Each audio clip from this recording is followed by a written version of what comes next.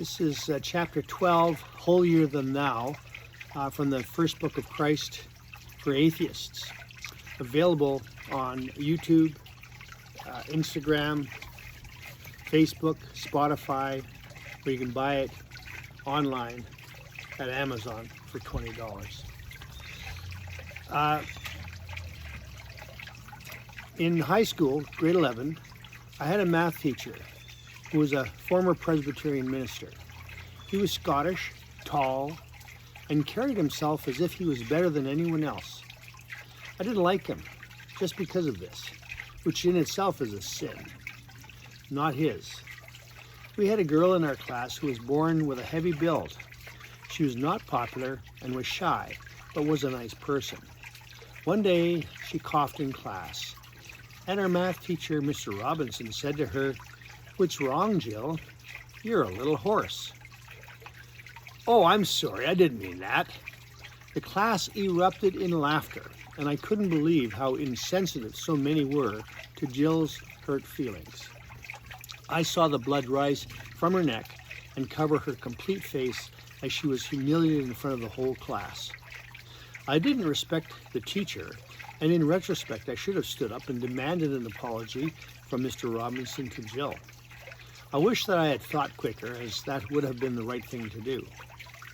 While I had ill feelings towards this teacher, as the members of the Brothers of Destruction in high school, we were supposed to rattle the establishment just to keep the teachers and parents off guard. We really weren't bad, but people didn't know that. We carried the Little Red Book published in China by the People's Republic of China, encouraging a communist system of government. I never opened it, but I used it as an annoyance to those who knew what it was propagating. Years later, my friend John Brayman and I discovered that the Chinese hated Chairman Mao as he implemented plans that caused millions to die of starvation. John and I discovered this as we paraded around Beijing and Shanghai wearing Mao caps and being looked at with disdain by many of the Chinese population. Meanwhile, back at high school, carrying a grudge against Mr. Robinson wasn't working out so well. As Jesus said to forgive, I ignored that until one day, as a brother of instruction, chewing a piece of paper during noon break as I leaned against the lockers in the hallway, a teacher walked by and I spit a spitball into his back, much to the delight of the roses I was hanging out with. As I turned my head from the right with a delighted, cynical grin to straight ahead in front of me, right across the hall into his classroom, was Mr. Robinson, who stared at me in disbelief as he directed me into his room with one crooked finger bringing from outward to inward repeatedly.